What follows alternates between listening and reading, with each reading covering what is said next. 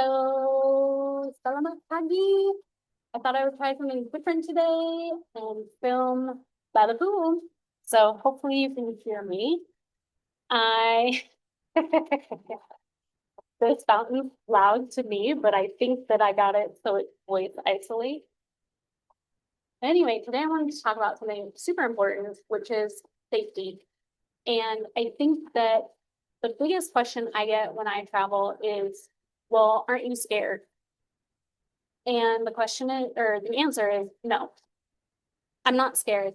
There's certain places I'm skeptical of going by myself, mainly because I just don't know enough about the place to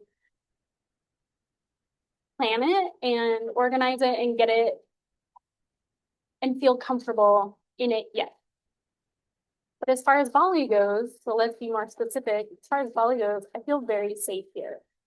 Um, the other night was the agogo ceremony. I did a video about that. And essentially, it was a parade through the streets. It was supposed to take place between like 6 p.m. and 8 p.m. It didn't actually end until well after 10. I left around 10 p.m., but it was still going even when I left. So I walked home by myself. And not once did it cross my mind that like, oh, this isn't safe. I should get a taxi. Um, I never once felt uncomfortable.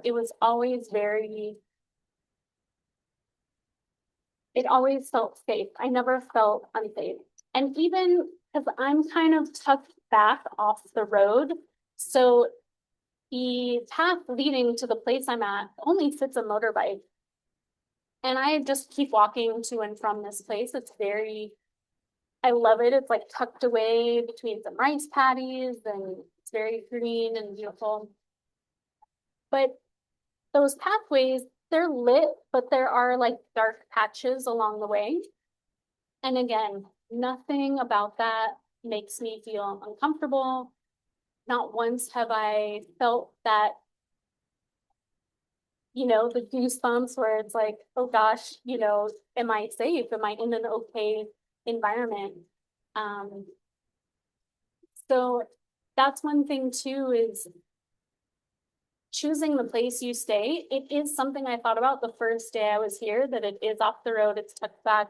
The lighting to and from at night isn't the greatest, but the feeling I get from this area and all the places around here is, I'm very comfortable. It does not feel like, yeah, it just doesn't feel like some places I've been in the United States where like I'm on a back road in the United States and it doesn't feel comfortable. So I think that there's the common misconception that being in a foreign country, being in a place that has a different culture, different ways of living, different lifestyles, that it can be unsafe. And yes, I'm not saying that everywhere is safe. I'm just saying that it's a common misconception that because it's different from what we're used to, because it's different from our religion, it's different from our culture, it's different from our background, that it's not safe. And that's one of the things I've noticed. The farther afield I go in the world, it's almost like the more safe I feel in my environment. So when I tell people you should go travel, it's coming from a place of like, I actually feel sometimes more safe in these places far from home than I do at home. And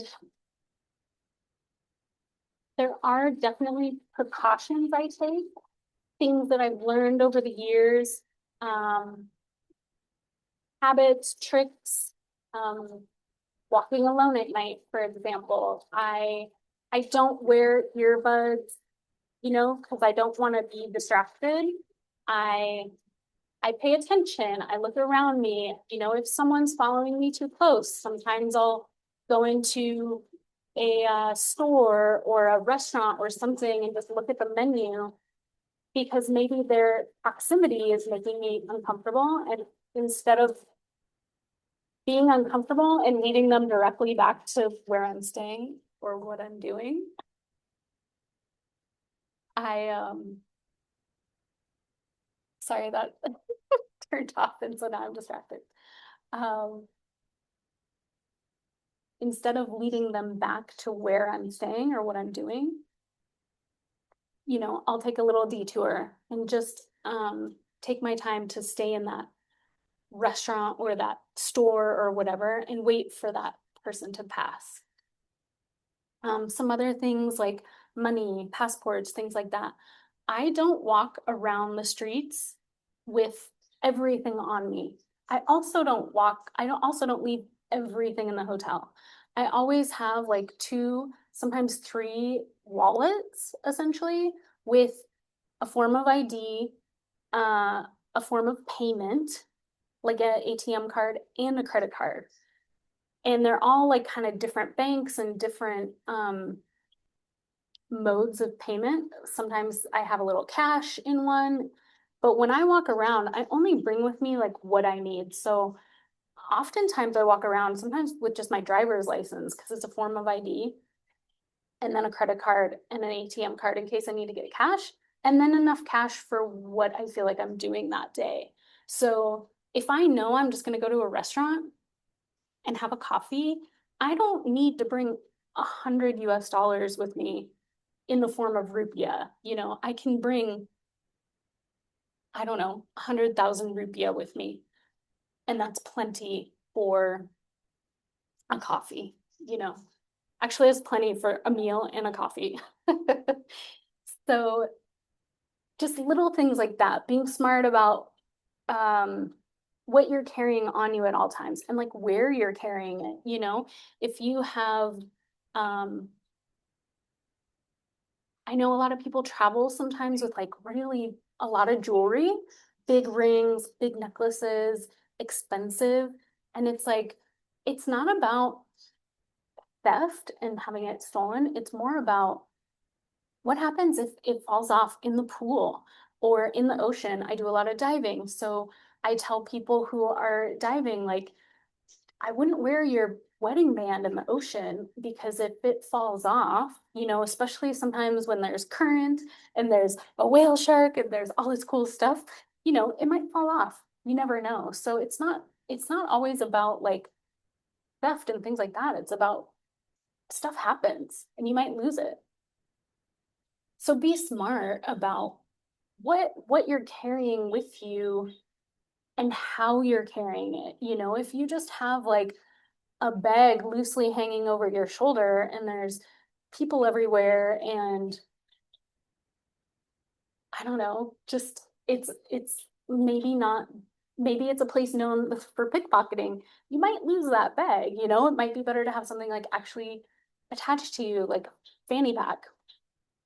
Um, that's another thing. So I was visiting Vietnam. It was during Halloween and they had this big celebration on the street. The street was packed with people. And one of my friends actually had his phone in his pocket and he was like recording as we walked around.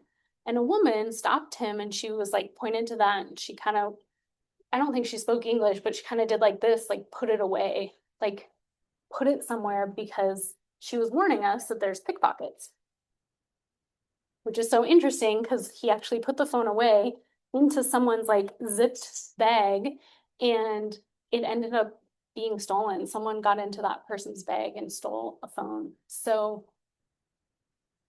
things like that happen, and he tried to be safe about it. He tried to do everything he could and it still happened. That same day, I had my phone out. I was waiting for a taxi and the grab car kept saying it was like right around the corner. So I'm texting with the driver like, hey, do you need me to walk out? And he kept saying, I'm here. I'm like, but you're not. Like, you can see our 2 points on the map are not in the same direction. So as I'm standing there, it's late at night. This is after the Halloween celebration, so same night. A man on a motorbike actually comes by and swipes the phone out of my hand. So I don't know if the person with the taxi company, well, the grab car company, and this person maybe were working together, or this person just saw me out on my phone, watched me for a while, and then snatched it away. So another lesson learned, like, keep aware of your surroundings. Don't just be so engrossed in the phone. But even then, even in Vietnam, when like phones were stolen and there was big crowds and it was crazy, I didn't feel unsafe for like my personal safety. I just felt unsafe about my belongings. And again, another reason why I only carry so much on me at a time. Because if I had been pickpocketed, they may have only gotten away with like $20 worth of cash and one credit card and one form of ID. And then the rest were all still in my house. Thankfully, that didn't happen. It was just my phone. I know that sounds crazy to say it was just my phone, but thankfully back at where I was staying, I logged on to the computer, I logged on to find I like said it was stolen, and then started what's the word? Started the started to order a new one. And I think it came within like 2 days. And it sucked because I was like actually in transit that next day. But I just had to, any layover I had to get on my computer and just check things, or also do the old school way and just check the monitors in the airport and be like, oh, there's my flight, there's the gate, and just keep moving. So you can function without a phone for a day or two, even in transit. Um, So yeah, I mean, it's interesting how many people I feel don't travel because of safety concerns. And again, like I said, I feel more safe in these countries than I do back home. In certain places back home, let's say that, in certain places in the US. So keep that in mind next time you're booking a ticket or wanting to go somewhere, that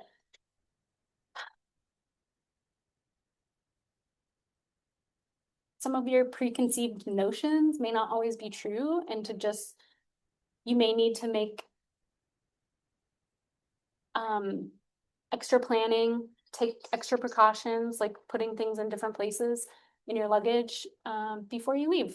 And it's pretty simple. So I hope this helps.